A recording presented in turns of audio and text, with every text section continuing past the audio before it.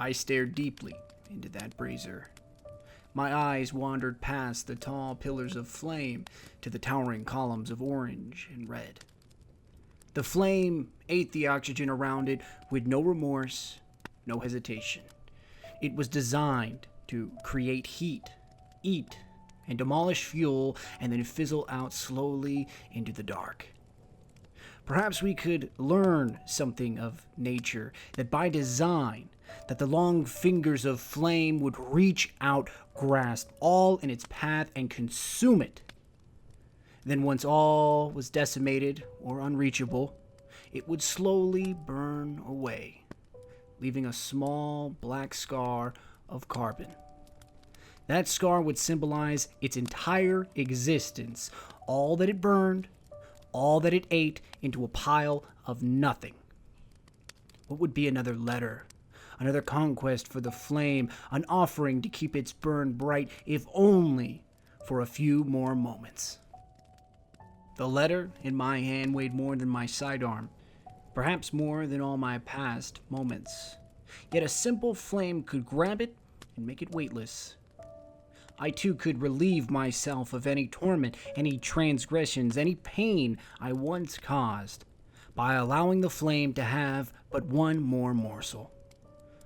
As my eyes fell deeper into the orange sea of chaos, so too did my spirit. I was naked in front of this cauldron of flame. All my armor, all my experience did nothing to protect me from doubt. Why be given a second chance? I dishonored my allies, my comrades, my friends. And for what? Glory? There was no glory in cowardice. What was supposed to be a fixed game of chance saw the death of 4 opponents. My enemies lie dead, their ghosts destroyed, not disabled as I was promised. I was a fool to believe that such a tactic would work untested, to use it in the final rounds of the Iron Banner in front of those lords. I failed all Guardians that day, and I fail them still. "Warlock," she said. I didn't turn around. She had been talking to the crowd that had gathered for some time.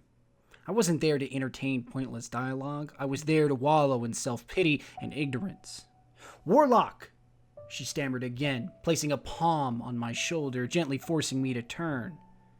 "We are celebrating the loss of a friend, a comrade, and as by custom, I ask all in attendance, whether by invitation or chance, to pay their respects," she finished slowly.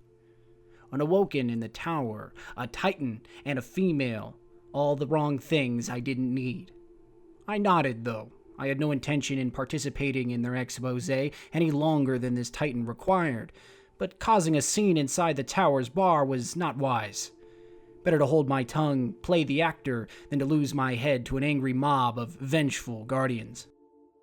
She began to speak. Her words flowed with eloquence and difficulty. She had undoubtedly prepared prior, but how does one prepare for the death of a friend or a lover? No amount of speeches to yourself or Titan discipline can hold back raw, unhindered emotion. She didn't cry, but it didn't take a ghost to see she had lost someone special. Her words moved through great moments and great sadness. A river of life woven by a Titan, a friend. I wasn't sure what troubled me more, that this individual she spoke of had his entire life summed up in a painfully real eulogy, or that if I fell right here, right now, would I cause such emotion? Would someone speak for me? She reached the end of her words, beautiful and telling as they were, would not bring back her friend. They were just words.